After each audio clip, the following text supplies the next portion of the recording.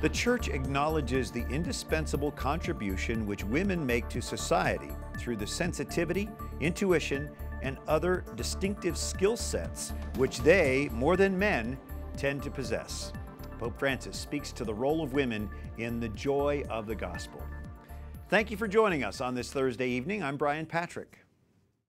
Dr. Pia de Solenni with the Augustine Institute joining us from Rome. The Institute forms Catholics for the new evangelization through academic programs.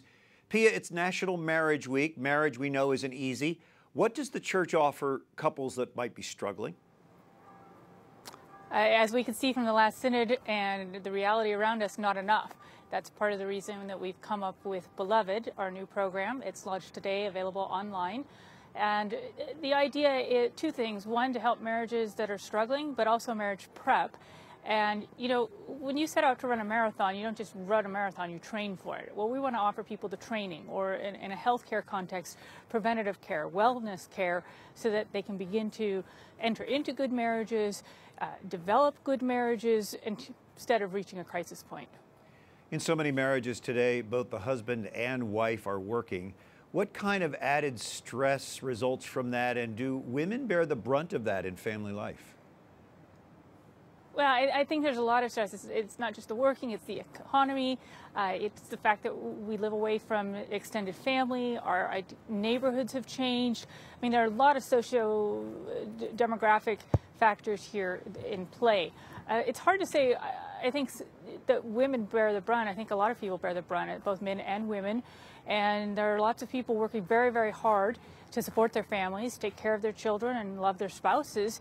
And it's just challenging. We don't have a culture or an economy that supports that in an outward fashion. So we as a church, we need to be doing something to support people, to build a greater community. And with Beloved, our attempt is, again, this idea of preparing people for marriage and helping people in marriages to enrich their marriages, to grow deeper before you get to the crisis point. And I mean, by crisis, I mean, you're in the emergency room and you're in the ICU. No, this is the equivalent of wellness, health, preventative health for our marriages and frankly, for our families and our society and our culture.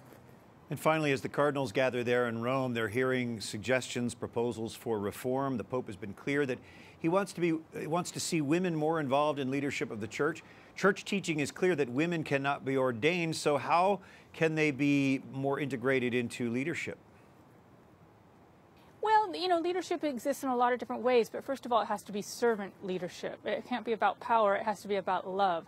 On a practical level, in the Curia, there are different departments that could be headed by a woman. There's nothing canonically, it depends on the type of department that it is, but some of them, it doesn't require that a bishop or a cardinal head it. It could be a lay person, it could very well be a lay woman. Also, I'd say women like myself, I mean, we're theologians, we're involved in the church. Here, I'm the dean, the academic dean of the Augustine Institute in Orange County. It's our new satellite office. The opportunities are there, I think, and I think there are actually quite a lot of women involved. But the reality is that many of the women who are involved, we're busy doing our work, and we're busy helping the church, and sometimes we're not in the spotlight, but we are here and we're doing the work. Well, thanks for that insight and for joining us from Rome, Dr. Pia de Solenni. Thank you so much.